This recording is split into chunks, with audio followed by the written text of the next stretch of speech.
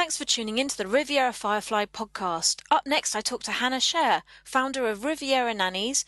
She's also a pregnancy, childbirth and childcare expert. Since January, Hanna and I have been getting to know each other even more with a weekly mastermind where we get together with a couple of other business ladies and goal set, hold each other accountable. A problem shared is a problem solved. It's given us all, in our businesses, great traction and focus, and it's only month 2 of the year. So we'd all really highly recommend it as a tool to make your business great. In the spring, I'm planning on facilitating a 3-month mastermind, so 90 days, for 6 entrepreneurs. So if you need help taking some action and you're interested in getting together in a small supportive group once a week for 3 months, so if that sounds of interest, go to www.rivierafirefly.com and click on Work With Me, and you can find out more details on that. In that Work With Me, if you were interested in coming and having a chat with me for the podcast and telling us about your business journey, that's the way to do it too. And I'd love to hear from you. I'm really enjoying this journey of mine, speaking to different people that have set up businesses and are making their living here on the Côte d'Azur. You can join our Côte d'Azur living community, again, through the website rivierafirefly.com, and we have a new Riviera Firefly cocoon that's for the businesses. So do come onto Facebook and join us, Riviera Firefly cocoon. There's a definite business slant coming into these podcasts, isn't there? I can't help it. I love creating and I love celebrating others as they create. So you're going to see some mini podcasts come out soon, which I hope you're really going to enjoy if you're running your own little business. In this next episode, I'm going to chat with Hanna Schär. You're going to find out that not only is she one of the brainchilds behind Riviera Nannies, providing security check nannies here and in the Middle East, and personal stuff for the Riviera, but she also set up a clothing line for pregnant mamas called Toto Wear, which is available online, and she does this alongside being a mum to her 3 gorgeous kids. I first started getting to know Hanna about a year ago, and what is really fascinating for me is it's only as part of the mastermind and in doing this podcast that I have found out about her business journey, about the guide that she wrote for pregnancy and beyond. And I am actually sitting in admiration of her as she is now turning this into an online course, e-learning, and it's just incredible and inspiring. And I really hope you enjoy it. Let's roll. Having successfully launched 3 businesses, bilingual mum to 2 and entrepreneur Antonia Bozan-Brown has connected with thousands of people, both French and international, since moving to the French Riviera. These connections allow her to speak with successful local businesses and inspirational people about life here on the Côte d'Azur and share it with you. Welcome to the Riviera Firefly podcast with your host, entrepreneur, and my mum, Antonia Bozan-Brown.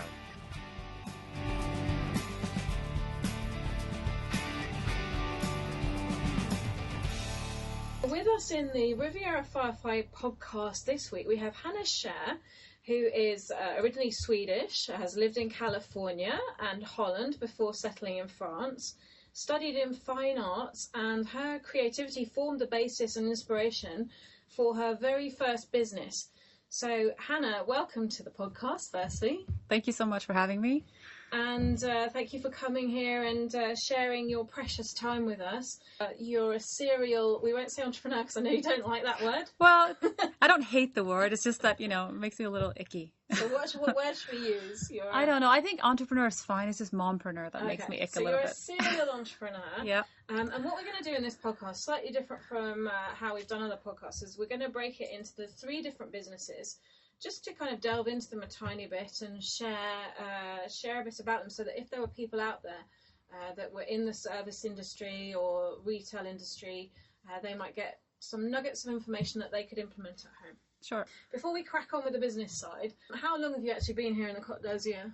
Well, I've been here on and off since 22-ish years, Wow. but I haven't been here full time for more than 6. I've sort of been pulled back to the Côte d'Azur over and over again, and I just didn't want to live here, and I didn't want to live here, and then I sort of just gave in and realized I love it here, and I'm just going to live here. So that's a short story. So now you're here, Yep. and what do you do when you're not busy working on your empire? I love to be outdoors, so I like to paddleboard around the Cap d'Antibes, but like to horse ride, ski, and hike. anything outdoors, really. Okay, paddleboarding. I haven't tried that yet. It's super fun. It's really, really awesome. It's a great way to be on the sea if you don't like boats. Like, I don't like boats. And do you spend more time on the board or in the water?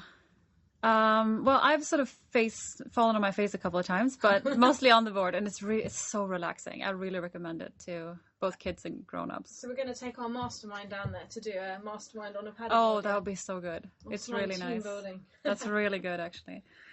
So into business then, okay. The first business was Mama Toto Wear. Yep. Which you set up where you were at college or you'd left college? I was in graduate school, actually. I was at the end of my my MFA, and I realized that, well, I didn't realize, I got scared, really, that I was unhireable as an artist. It's not a very stable job market.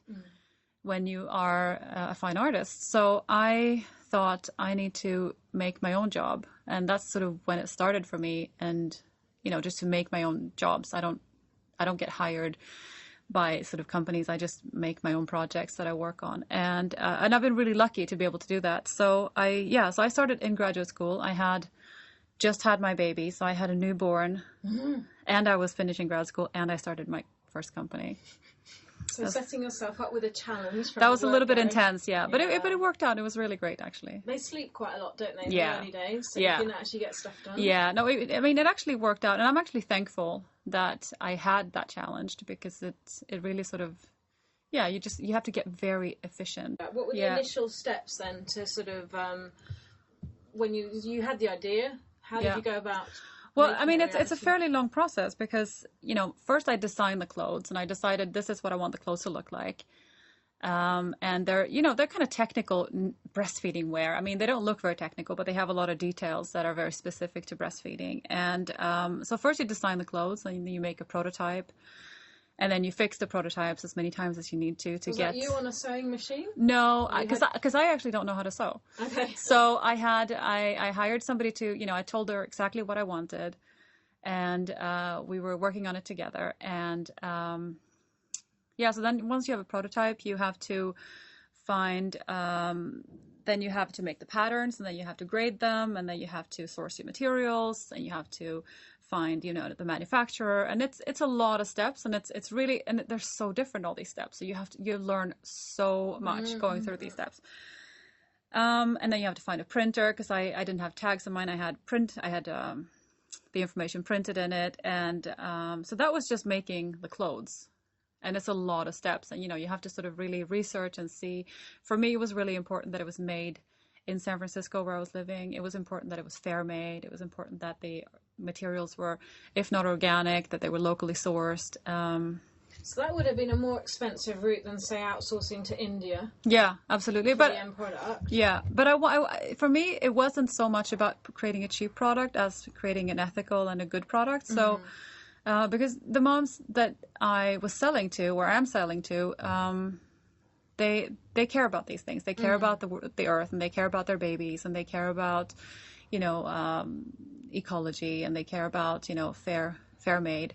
So my products are a little bit more expensive, but they are cruelty free in every sense of the word, right? So then, once you're done with the product, and I actually used a printer that hired ex drug addicts and people who had been in trouble with the law. So they hired. So it was important for me to find all the steps of the production to be meaningful and to be good for some. Like, I wanted to create as many wins as possible along the way. How long did it take from the moment that you had your sort of first prototype to the moment that you got multiple coming off there? What's the time frame? Probably 6 months or so. Okay. So I mean, I wasn't working, super fast because I also had a baby and school to finish. But it was, I took the time. I went down I went down to Los Angeles to source fabrics, and I went, to because I was living in San Francisco, so that was close by, sort of. And I really took care to make sure that I got the best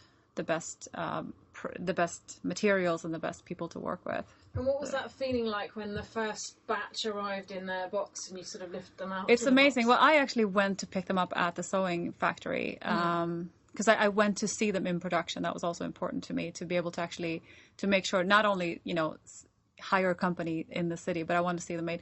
I went there, you know, and it was very unglamorous, you know. It's not a very sexy, it's not a sexy location, you know. It's a factory, you know. You go up this sort of kind of, you know, this elevator that is not a proper elevator, with those, like, you know, those things that you pull up and down, like and then in the movies. Exactly, no, it's exactly like that. And it opens into this sewing factory, and I went with a trolley and I put on the boxes and I took them home, and it was amazing. It was really, really cool. But I'd also sewn, because I'd seen it through the production, because in the basement was where they cut it. So I went down there to see the guys cut it. And then, you know, they shipped it upstairs to have it sewn. So I thought it was really cool. But I'm also really into those technical things. So for me, that was awesome. So you get home, you've got this box of product. Yeah. Then that's actually, the next bit's even harder, isn't it? Yeah. So that's basically when the really difficult stuff starts, because you have to, you know, I had to make a website, and I had to get into trade shows, and I had to get into, you know, to try to get into shops. And it's hard, because, you know, but the hardest part was really, you know, I was making all the decisions. I wasn't doing everything, but I was making all the decisions. And that was the most difficult. Overwhelming, can't it? Yeah, I mean, and I was by myself. I mean, I had people I could ask, but I was ultimately responsible, right? So whatever decisions were made was on me. And that was probably the hardest thing. But then, you know, you have to make a website, and you have to, you know, social media wasn't really a thing, because it started in 2005. So you just had to get out there and try to figure out how to. So back then it was leaflets, it was business cards, knocking on people's doors. I went around to a lot of shops to get into the shops, and it was my community. I was selling to my community. So that was, you know, there were times when I would have, you know, crying moms call me saying, I need a nursing top, and I would drive it to their house. So it was, yeah. I mean, I don't do that anymore, so don't get any ideas. But it's always been important to me that, you know, it's friendly, and it's a win, you know, situation. And so that, you know, there's many steps to it, and it took a long time, and, you know, it's taken a long time to kind of figure it out, and I'm still figuring it out. It's not like I know it all. So since then, so now, 13 years, what's been the really biggest challenge that you face, and what kind of solutions have you had to put in to overcome them? Well, I mean, so I've had, you know, 2 more babies. So I've had to accept that I had to slow down when I had the babies, and just be like, you know, not beat myself up over that. And I mean, not only being kind to other people, but being kind to myself in that sense. That was a little bit tough. And, you know, we've had 2 international moves in the way as well. So that's been, you know, quite a lot. But the biggest, I mean, the hardest thing is making all the decisions. That's really been the hardest thing. And that, you know, I'm still, now I make the decisions faster, and I just kind of say, okay, I do my research, you know, I make my little drawings and maps and stuff, and then I just say, hey, this is the best solution, and then I go with it. But in the beginning, that was really, really hard. We used to have something at work called analysis paralysis, because you can spend so much time in analysis, and there can be too many options. Yeah. Well, I give myself time. I say, you know, by the end of today, I'm going to make a decision. Okay. And that's kind of how I do it. Yeah. Because, of course, with technology, you know, you can spend, you know, years just researching it, and there's so many. Factories, I guess there could be the choice of A, B, yeah, C. Sure.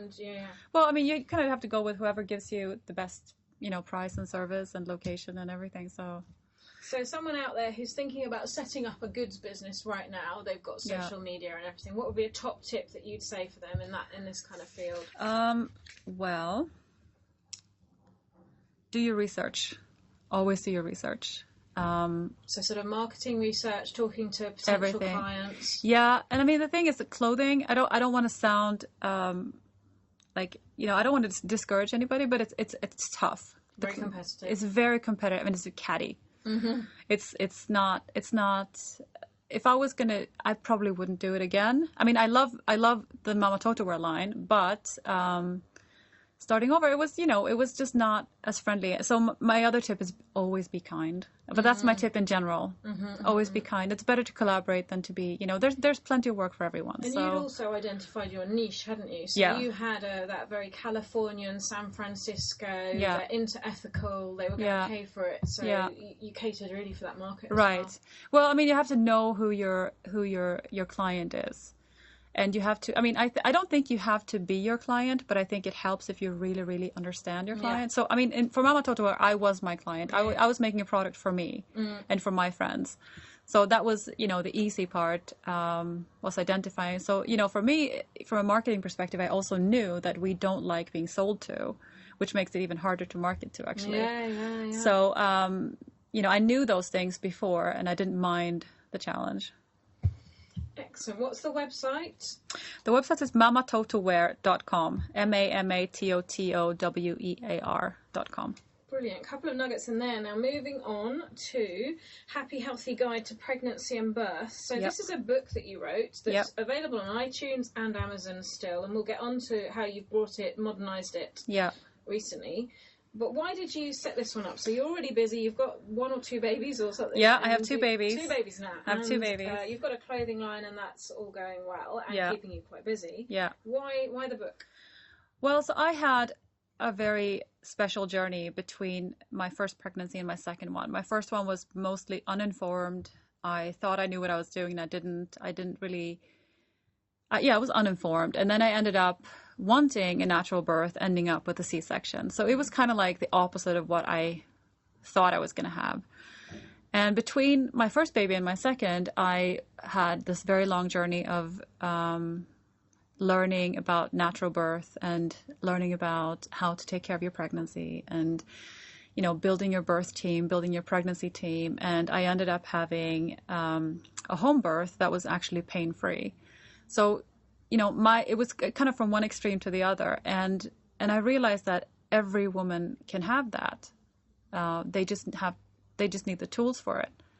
And nobody's serving the tools because, it gets a little bit political because it gets into, hospital policies and, legislation and insurance and all that stuff. But every woman can have the birth that she wants to, or she can at least prepare for the birth that she wants to in a very, informed way.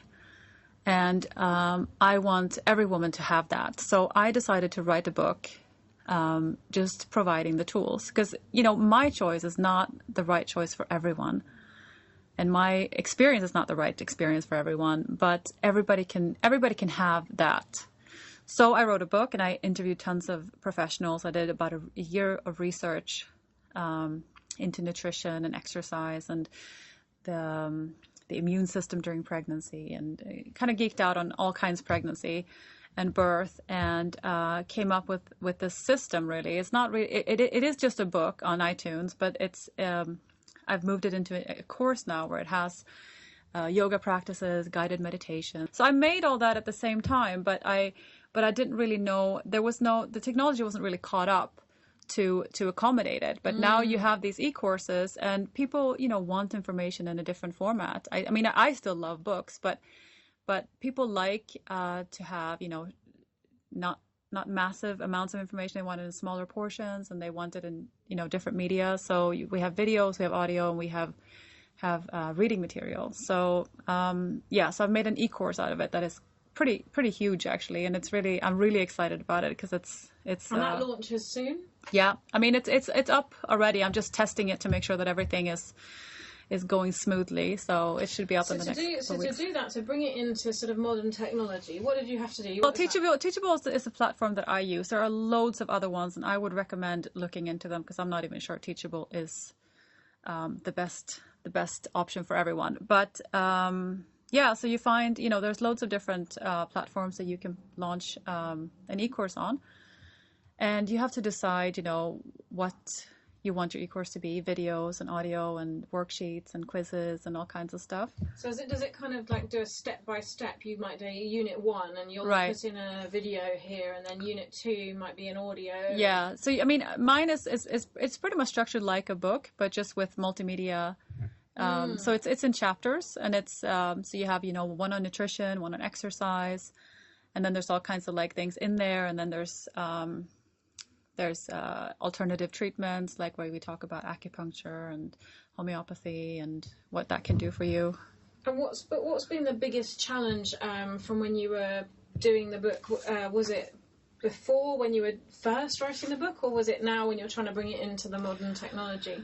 Well, yeah, the technology has been the biggest challenge, because I going from a book, which is kind of, there's so many books and there's so many great books. I think my book is fantastic, and I think everybody should read it, but it's not so easy to get in front of people. So I was struggling a little bit with that. And then also because I think the multimedia aspect of it is really important.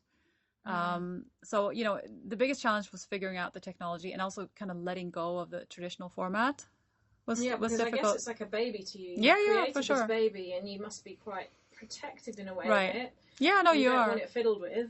Exactly, and you don't want to, and you're kind of anxious about, how it's going to be received and things like that. But I mean, the feedback has been amazing, so I shouldn't be nervous about that. But it's the technology part has been difficult, and you just have to do your research, give yourself a set amount of time, and like, this is by this day I'm going to figure it out, which technology to use, and then just go with it.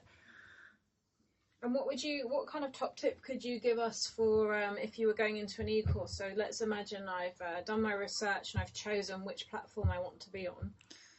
Well, I mean, I think the research is really the most important thing. Like, I like to compare things a lot. I like to make little charts and see, what, find your sort of 3 or 4 or 5 platforms that you are thinking about, and then just kind of compare them to each other and see which one, make a list of priorities, like which features are important for you. So what are your wants and needs? Yeah. I mean, I think like, I've looked at a lot of technology for different things, and I think the company's support is really, really, really important. That's what I would say Teachable is not great at. Okay. Their support is not great. Because when you're setting things up, you want to be able to chat with them. You want to be able to talk to them. You want to be able to, because it might be new to you, like it was to me. And I would really look at, like, try it out, like, if they have these online chats or whatever, see how long it takes them to get back to you. Because in the end, like they most of them have the same features and the same prices. So I would look at, how quickly they get back to you and how good their support is. And when this goes live, so once you're through test, where will people be able to find it? They're going to be able to find it on our website, happyhealthypregnancyguide.com. And I think I'm also going to have a dedicated domain, possibly, but I'm not sure. It's going to link from our main website. So they can go there. And yeah, they can find happyhealthypregnancyguide.com. And how are you going to now, in the modern day, tell people that it's out there? Well, we're using social media. We're sort of going across most platforms, using Instagram, Facebook, Twitter, getting into LinkedIn a little bit. And, we're creating affiliate programs so that, people who like the guide can promote it and sell it and make some money off of it. So if there's anyone out there listening that wants to have an affiliate, they should get in contact with you. For sure. And they can put it on their website, because I know that we have people that listen in that have children's clothes and toy shops, that kind of thing. So both those products, actually. Well, we have an affiliate program for Toto Wear as well. So it sort of caters to the same moms, basically. It's just kind of during pregnancy and then after pregnancy. Yeah. You're trying to keep that market. Yeah. So then, so now that they've had their baby, they've read your book, had their baby, they've finished now with their tops, and they want to go back to work. So I can see the plan here. Yeah. So then they call me again, and they ask me for a nanny, because that's like the third thing. Yeah. So Riviera Nannies. Yep. Which the website is .fr. Yep. That started when? It started at the end of 2015. And 2015, and again, this was exactly the same concept of I can't find what I'm looking for, therefore I'm going to create it. Yeah, I guess that's how I work. Yeah. But why not? If the pot isn't broken. Yeah. So you have the idea. What next? Yeah, I wanted to work locally, because that's a thing that I was living in France, and both of my businesses were sort of geared towards the US, and And I wanted to connect with the local community also. So I saw that there was something missing in the market. There was nothing, so I did my research again, and I realized that I wanted to create a nanny agency that is really friendly, both to the nannies and to the families. And we take really good care of our nannies, and we want our families to be really happy. So it's a high-end service, but it's a very friendly one. We're not snooty and we're not condescending. Let's imagine that we've got someone out there who's thinking, oh yeah, I want to get into childcare, I want to be a nanny, or vice versa, I'm the family. They're going to contact you through your email, which is rivieranannies@gmail.com. Okay. Yeah. And I know, because from one of the companies I ran once before, that first impression is really quite important. Yeah. Give us some tips on that very first email. What should we do and what shouldn't we do? Well, I mean, again, always be nice. That's like, that's my mantra a little bit.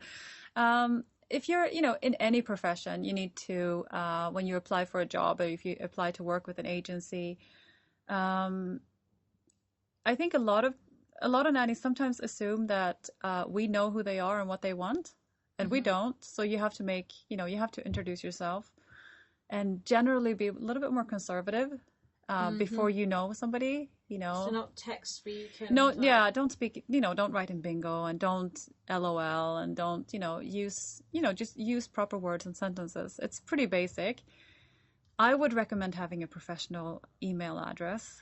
Yeah. That can be really embarrassing and awkward when you get something from somebody's obviously personal email address. Those are like, tips for nannies. And also, realize that one thing that we do is that we help our nannies build their careers. So if somebody comes to us and they have very little experience, we put them in junior positions first, but they have to, really show us that they want it. They want to work, and they're serious about it. They have to prove themselves, and then they can get a promotion into I mean, absolutely. So if somebody comes to us and they say, I don't have a lot of experience, but I would like to be a nanny, we try to help them, set them up in junior positions so that they can get the experience that they need. But, a lot of times, somebody asks, a family might ask, I want at least 3 or 5 or 10 years experience. And of course, we're not going to send a nanny who doesn't have that to a family. Yeah. And sometimes the nannies get upset about that. But it's, if, you have to sort of work your way up, and just kind of keep at it. And you offer e-courses, don't you? So what kind of e-courses do you offer to nannies? We do. Well, we have one that is sort of a general, build your career course that takes you through the basics, really, like writing your CV, communicating, how to dress for an interview, like things that are really important that might seem a little bit silly. Make or not make you getting that job. Exactly. I mean, so there's so many points of like first points of contact, really. You don't know exactly where it's going to be. Is it going to be the email? Is it going to be when they see you? Again, always be nice. It's important, like if you yell at somebody in the parking lot, that might be the person who's going to interview you. So, and that actually has happened to one person I work with. So not with me, but with somebody else. And it's, and it's just important to always, be nice. Okay. Well, that's good. Okay. So there's that e-course. Are there any other? Yeah. So we have another one, because all our nannies that work events here, especially in the summer, they have to be registered auto entrepreneurs, because they have to, build a person. They have, so they have to be able to build, and they have to be, the event planners, they don't like to work with people who are not official like that. So we have a very basic course taking them through filling out the paperwork so they can do it themselves. Okay. Because that's just necessary. That must be a massive business down here, actually, the whole events, needing staff for events. Yeah, for sure. And I mean, but it's really important to provide really good staff, because I think there's a really big sort of underbelly where there's a lot of people, oh sure, I can do that, but then they're not properly registered, and they're not maybe trained, and they don't so if something happens, they might not be covered. Yeah, for sure. Yeah. What about the family side? What challenges do families have when the nannies come in the early days? Well, I think one thing that is really important to do is to communicate, to talk and say, again, sometimes maybe the families might think that the nannies know how things work in their house, and they don't. So you have to communicate.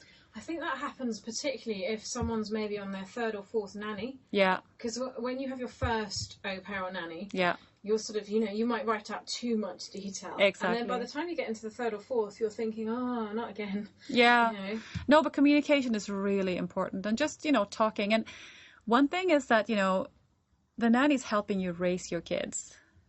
And you love your kids, right? So you have to respect your nanny. You want to work with somebody that you like and respect because they're going to be spending time with your kids. Communicating is really important. I always advise both families and nannies to have very detailed contracts between them so that everybody knows what's expected. So there's no surprises. Everybody knows that, you work these hours, these are your tasks, and you don't end up doing things that you don't want to do, and then you can also refer back to your contract and say, hey, this is what we agreed on, and have a very friendly and professional and courteous tone when you talk to each other, and that goes both ways. It's very personal, isn't it? When you bring someone into your house, it's different to being in the workplace and having someone. Yeah, it is, and and between the family and the nanny, it absolutely is, and between us and the family and us and the nanny as well, because we get to know people long term, and we like to work long term with people, and take care of our nannies and take care of our families and listen to what they need, so that we can make the best connection. But it is really important to talk about any issue, if it's a small issue, because you're in somebody's space. If you don't like it when somebody, I don't even know, drag their feet when they walk, I know it's super awkward to say it, but you have to say it. Otherwise you just kind of have to live with it. Builds up. And like even little things, and it's kind of like, when people work on boats, you're in a very closed space, and you have to you have to fit. Yeah. You have to fit. Well, with regards, so you've obviously had the clothing was a goods base, then you had the book, which is much more, it's still goods, but it's physical, it's publishing. Yeah. This now is like sort of human resources. They must be very different kind of challenges, although it's a similar market that you might be selling to. Yeah.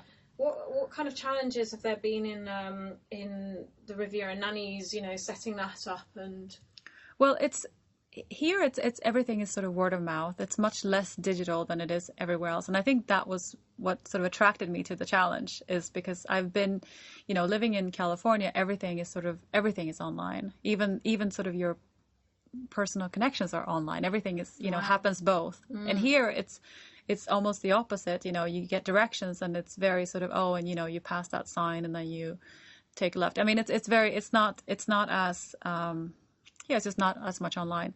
So that was one of the things that I liked, but also found a little bit challenging, that, you kind of have to get out there. You don't work virtually, which I had been for a while before that. But again, I love solving people's problems. And I think I'm actually very flattered that people let me, help them, with things like that, like, with finding the proper childcare. And we get requests for things that are not childcare. We do have Riviera staff also that provides staff for the whole house, but we also I got a request the other day for a nanny for somebody's dog, and I thought, oh, okay, I had never thought of it, but you know what, I'll find a nanny for your dog. There's lots of people, business travel, for sure, they don't want to use a kennel. And I love it when people come with those sort of odd requests to me, because it's a trust thing. They trust you. They bring you a problem that they have, and they trust that you'll take good care of it, and it's good. I like that one. If I'm a nanny looking for a job, what's the best way to go around it? Well, you actually have to register with us. Okay.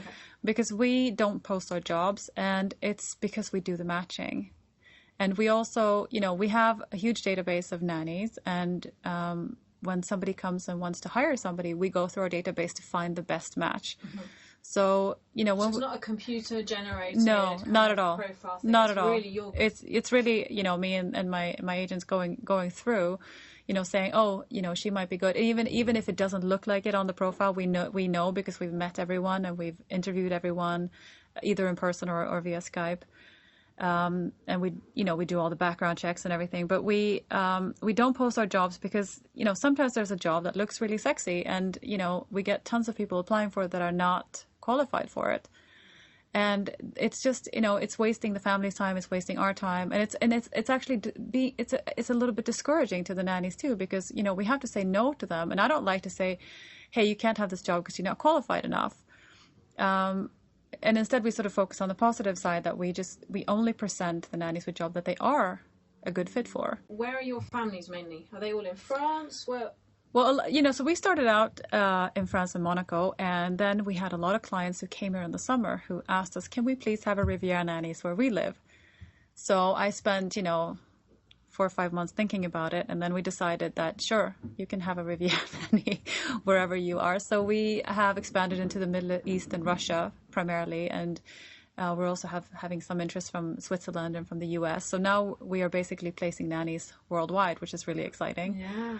So that's really great. Fantastic. So remind me of the website again. It's rivieranannies.fr. What kind of podcasts are you listening to at the moment? I asked Dawn this last week and she gave us some great ones. So okay, give us some of the podcasts that you're enjoying. I listen to Lewis House, and it's a little cheesy. He's a coach, but I like him. He's very sort of enthusiastic, and he covers a lot of different topics and stuff like that. I also like NPR. I'm a little, What kind of things are on NPR for those that don't? Well, it's I don't even, what do you call it? Like editorials. It's interviews. I like The Nerdist.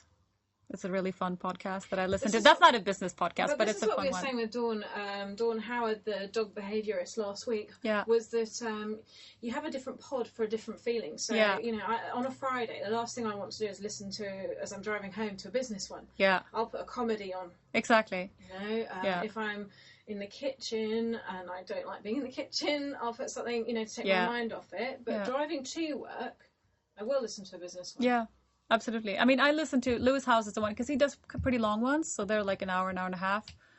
So that's what I listen to before work, to kind of get like all kind of jacked up and going and inspired or whatever. And I mean, I love The Nerdist on a weekend, because that's kind of, it's just kind of mellow. Or if I go running, I like to listen to The Nerdist. That was the other question, is where do you listen to your pods?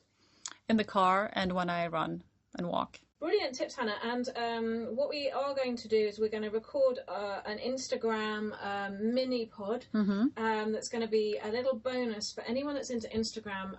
Hannah is amazing. I was looking at how many likes you got on our photo the other day, just of us getting ready for the podcast.